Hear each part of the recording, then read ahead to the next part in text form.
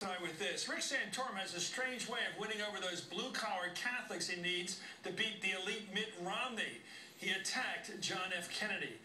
Because if his record shows JFK was far from perfect in his personal morality, I question deeply, and yes, passionately, Santorum's attack on his public role. Kennedy was an out-and-out war hero who risked his life in the South Pacific.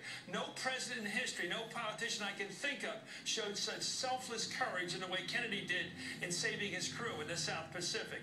Santorum wanted to do a little study on the matter before making charges about who makes him throw up.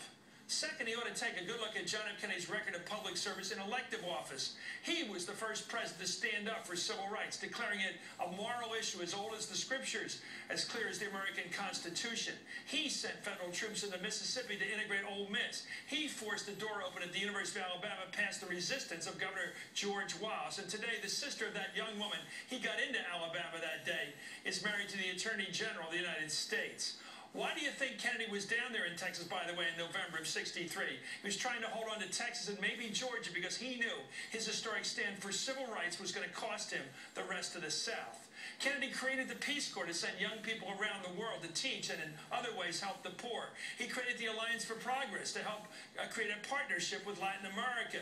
He saved the world from nuclear war in the Cuban Missile Crisis when American generals wanted to attack Cuba, and Khrushchev was ready to fire those nuclear missiles at New York the second we did. Santorum said he wanted to throw up when he read Kennedy's speech declaring his commitment to keep church and state separate. But is there something wrong with saying that no Catholic prelate should tell the president, should he be a Catholic, how to act, and no Protestant minister should tell people how to vote?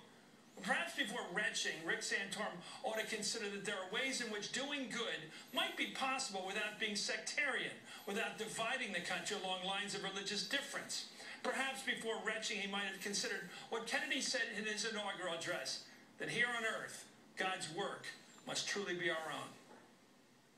And that's Hardball for now. Thanks for being with us. Tomorrow I'll be in New York for MSNBC's Live.